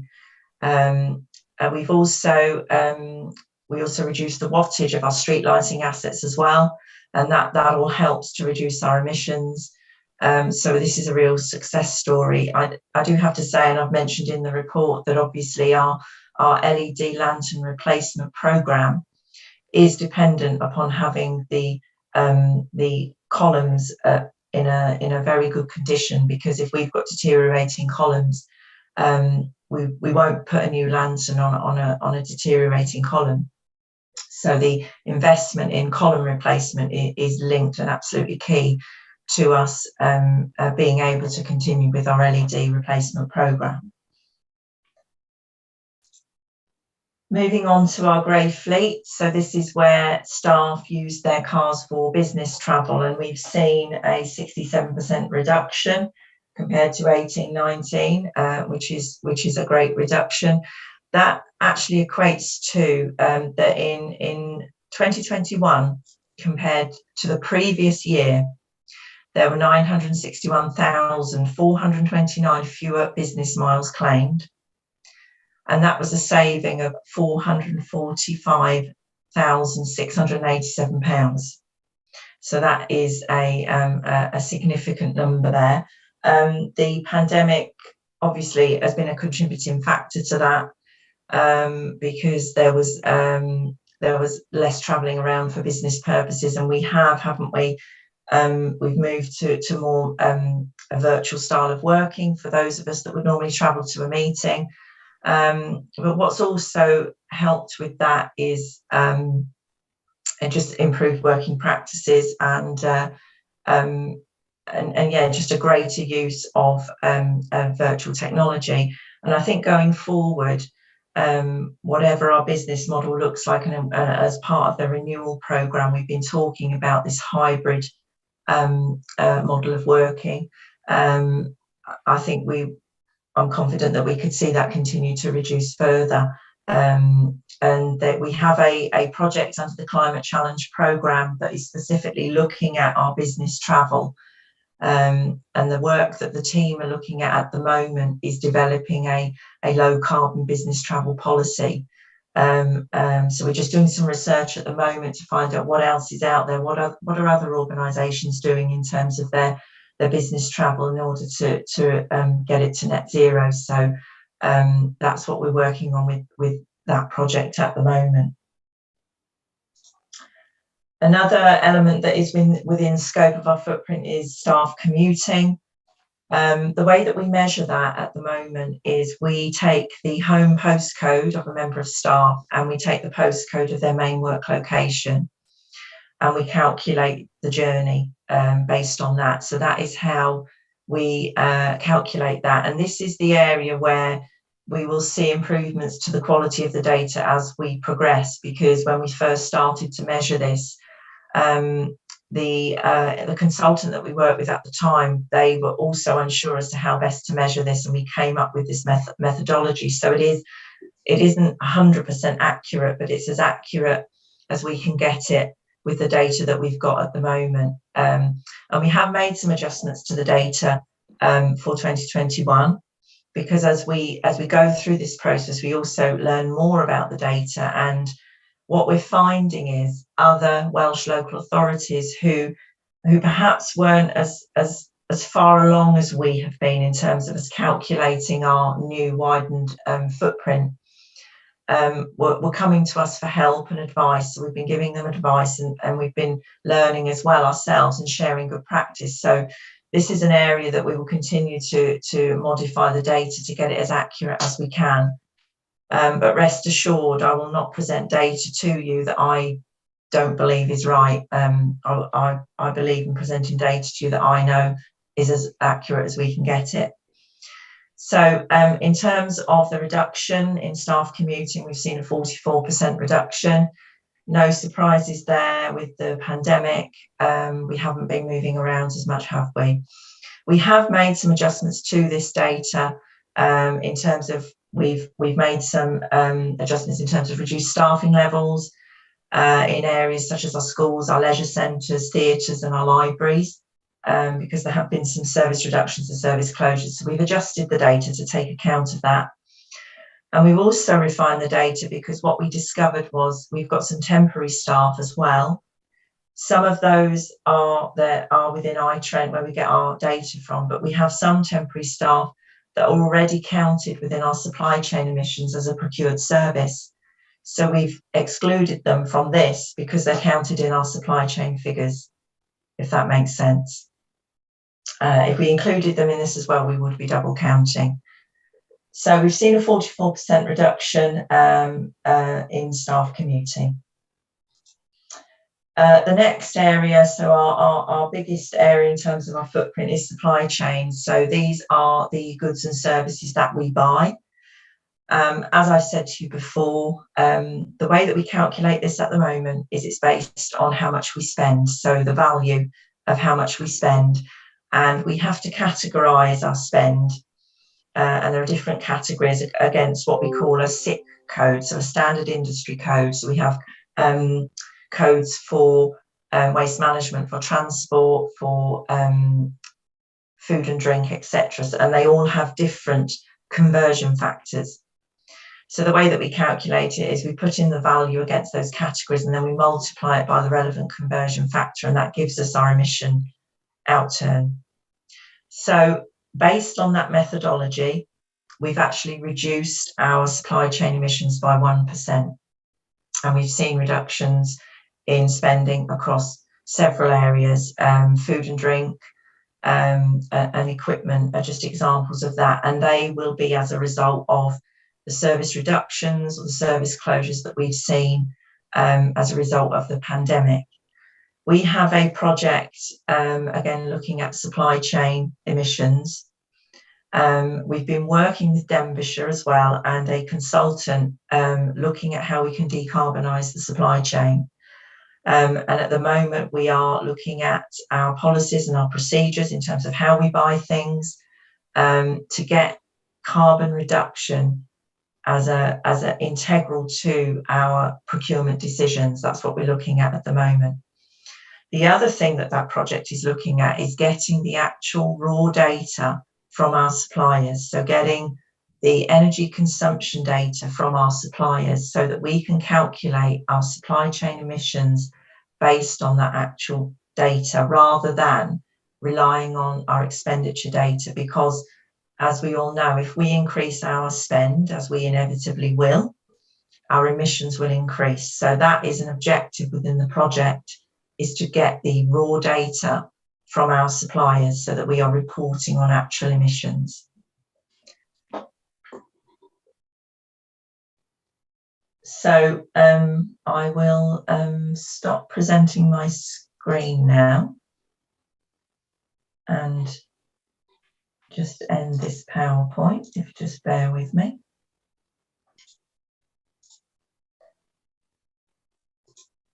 So that is the presentation. I hope that I've explained everything clearly to you all. And I believe I'll hand back to you, Councillor Nigel, and take any questions. Thank you very much, Amanda. We're very grateful for the report, and I can see the hands are flying up, so there's lots of questions for you. The first speaker is Councillor Michael Smith.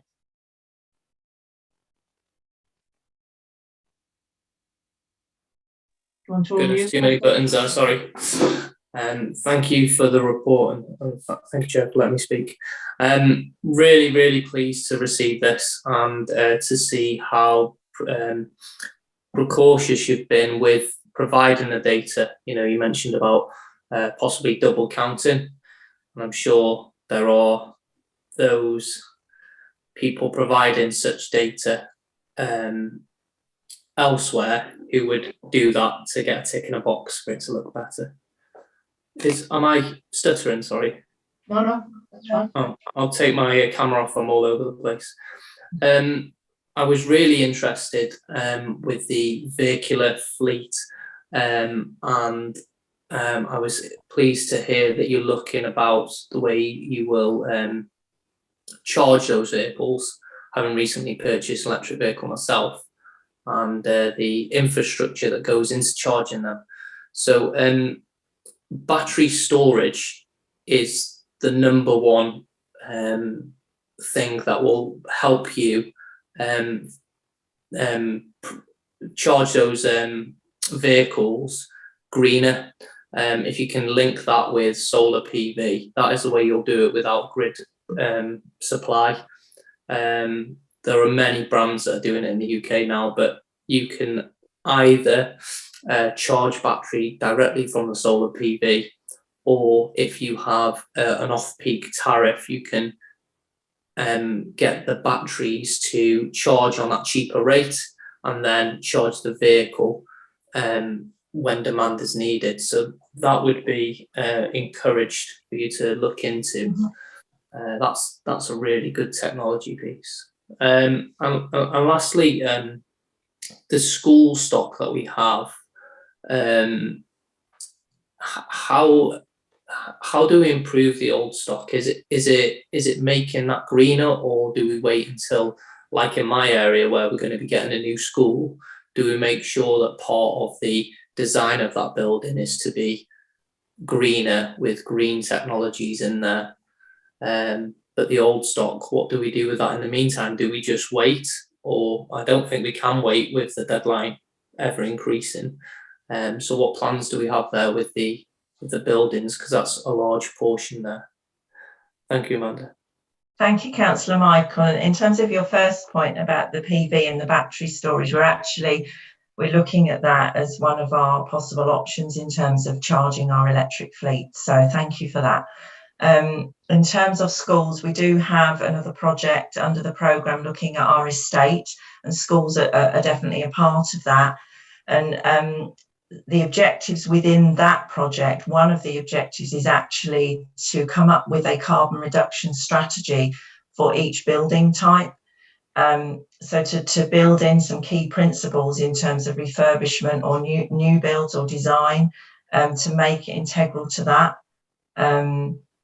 So you're absolutely right that in terms of some of our older buildings, what we do at the moment with our estate is we actually go and do energy audits, and we will do a full audit and make recommendations in terms of what can be improved. So that's what we're doing at the moment. But what we're planning to, as part of that project, is actually making energy efficiency and low carbon integral to any refurbishment or design that we want to do.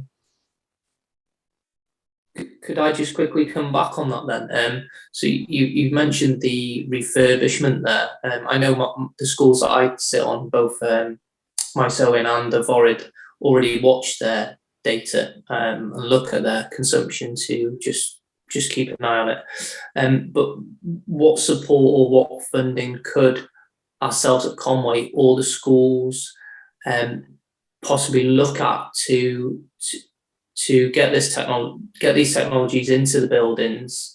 Is there anything available from Welsh Government? Is there a pot of money to say, look, we want to put this capital investment in and it will help us achieve? Because it's all down to money, isn't it?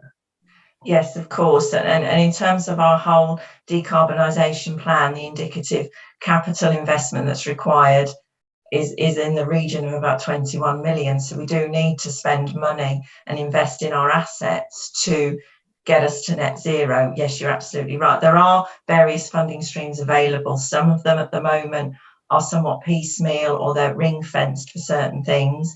We do have at the moment the Salix route, which is an interest-free loan.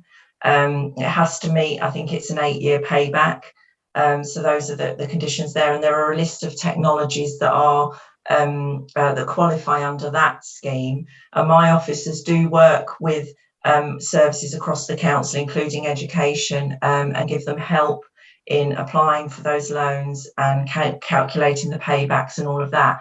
But we do get notified of funding that becomes available through the local partnerships when it becomes available. So when it does, my team will make the necessary services aware that funding is available. But absolutely, I think there needs to be significant investment at a national level to help us get the Welsh public sector to net zero, because that is what Welsh Government have set out as a legal commitment to do.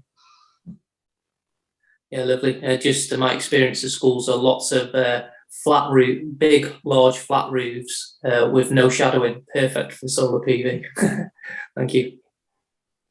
Thank you for that, Councillor Michael. Councillor Donald Mill. Thank you, Chair. Can I stay on the topic of schools for a moment? Because the chart I found most interesting on page 120, something that stuck out for me looking at this is that we've got 3 PFI schools and they're accounting for 21%. We've got 4 high schools which account for 29%.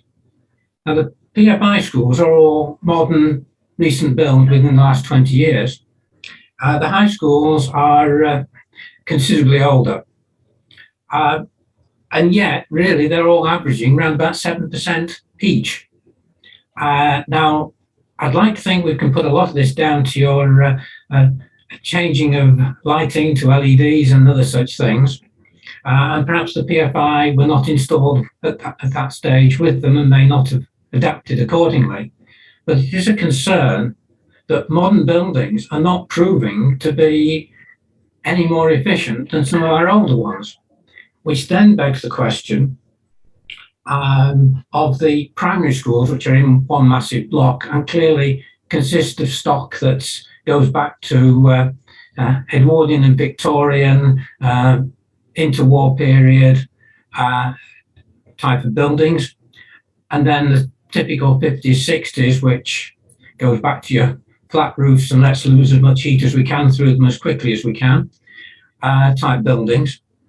And one wonders which ones are actually the most efficient, and are in fact the more recent new build schools any more efficient than some of the older ones, because clearly the high schools don't seem to have delivered. Do we have the data comparing the differences between the different types of primary school? Any observations? Thanks, Councillor Don. Yes, we do have the raw data for every school, so we can look at that in detail, and we could even do some analysis and compare energy consumption per metre squared to give us an idea of the energy efficiency of each school. So we can do that, and I'm more than happy to come back to you with that data and we can look at that. Yep, that would be most interesting. Thank you. Okay, Councillor Charlie McCoubry, I think you're up next, sir. Yeah, thanks for letting me ask a question, Chair. Much appreciated. Thanks, Amanda, for a really good report. It's always great to see your passion for this project. Just, you referenced the issues with supply chain in terms of the more we spend, the more it goes up. And I welcome the fact that we're going to dig down a bit deeper on that. But just specifically with the Crump programme, where we're going to be spending millions of pounds, 15% of it will be Conway's money, the 85% will be Welsh Government money. Where does the sort of carbon footprint for that land, if you like? Is that something we're responsible for in our figures, or is it just the 15% that we actually fund ourselves? It would be the amount that we spend, so the goods and services that we procure would be included in our supply chain figures. Okay, thank you. Interesting question. Thank you for that, Charlie. Aaron Wynne is up next. Aaron? Diolch Cadeirydd, a diolch Amanda am y cyflwyniad, a diolch yn ofnadwy ti am adroddiad mor gynhwysfawr. Mae'r gwaith mae'r cyngor yn barod yn ei wneud mwyn cyrraedd net zero yn galonogol iawn, ond mae'n amlwg bod rhan helaeth o'r allyriadau carbon yn dod gan y supply chain yn hytrach na gan y cyngor yn uniongyrchol. Mae gennym wrth gwrs yr un oblygiadau i daclo allyriadau carbon y supply chain a sydd gennym ni i rai yn hunan. Dwi wedi codi o'r blaen os oes posib cael adroddiad penodol am y supply chain, fel gallwn ni fynd i'r afel ar yr allyriadau'r carbon. Un o'r datrysiadau sy'n dod i'r meddwl ydy caffael lleol neu local procurement. byddai prynu'n lleol a cefnogi busnesau lleol yn helpu taclo yr alluriadau carbon hynny. Felly'n nghwestiwn i ydy, a dwi'n ei mos falle na cwestiwn i Jane ydy hyn, ond oes posib cael adroddiad ynglyn â polisi caffel y cyngor, fel gallwn ni gael dadl ar y polisi hwnnw a gweld sut gallwn ni wella cyd-destun taclo alluriadau carbon. Diolch. Chair, can I come in there?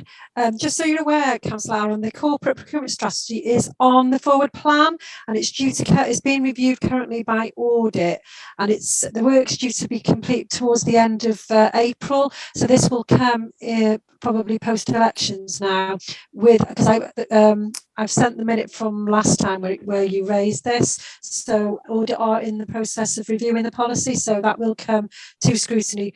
I think there's going to be a joint finance and a joint economy in place for that to be considered. Spot on. Thank you, Don. Just on the back of that question, Amanda, could I ask you? I had a meeting last year with one of our playground inspectors, and we were discussing fencing.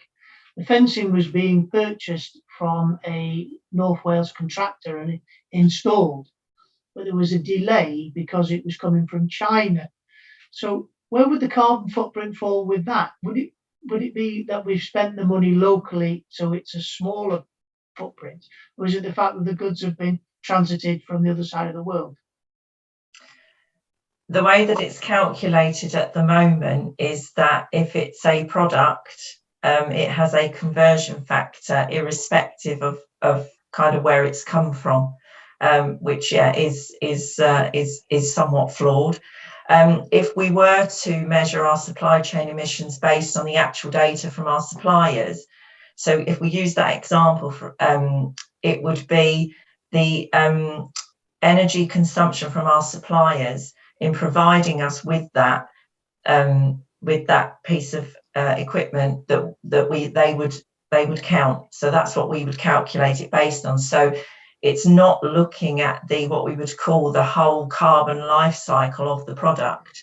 That would be if you've got the company that have manufactured the fencing panel, they would calculate that part of it within their emission footprint. Right. So we don't calculate the whole carbon life cycle of the product. Perhaps we should, and that is an area that I think needs more thought. But there is the carbon life cycle of the things that we're doing and the things that we're buying.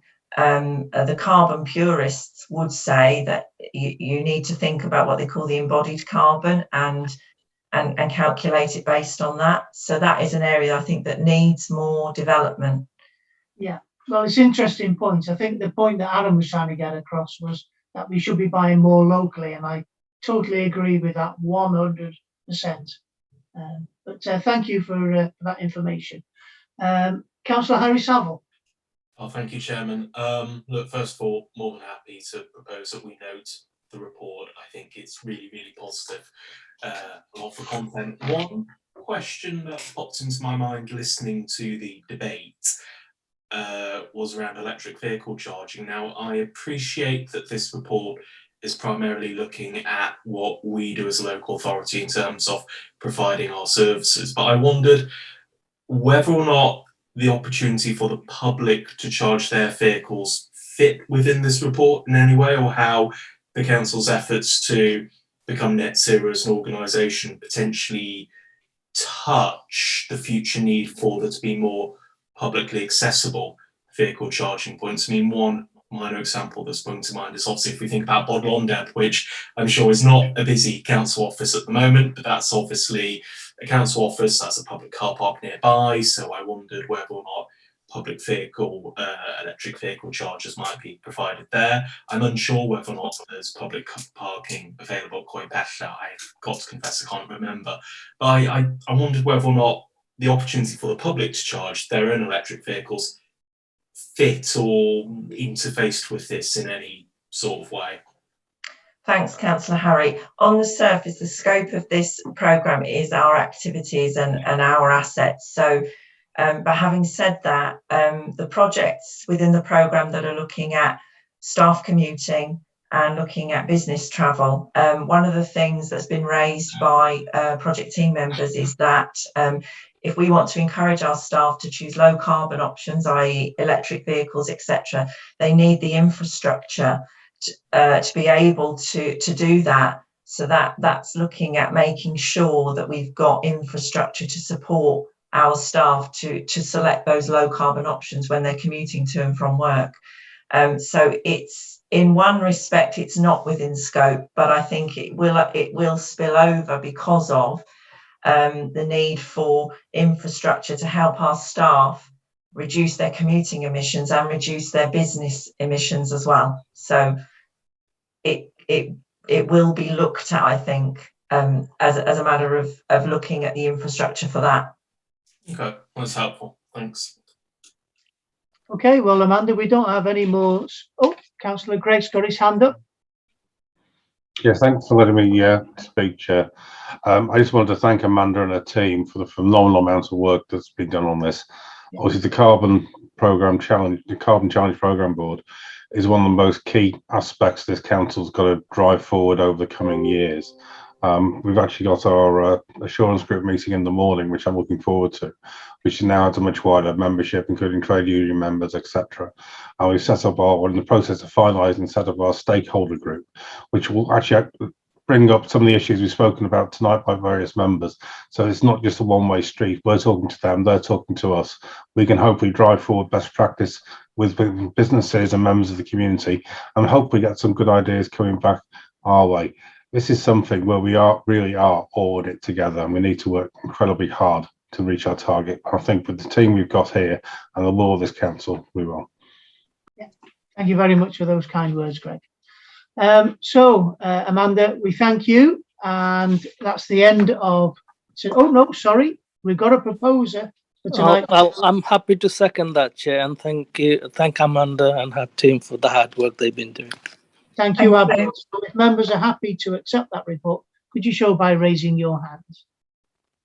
Excellent. Well, I'd also like to thank Garrett Edwards and Owen Conry for being with us this evening. Obviously, Amanda, Caris Bedford, and of course our community scrutiny committee officers, Dawn Hughes, Jane Jones, and the team in the translation service. I wish you all a good evening, and keep safe and keep well. Good evening, everybody. Thanks, Chair. Bye. Good evening. Bye. Thank you. Bye. Recording stopped.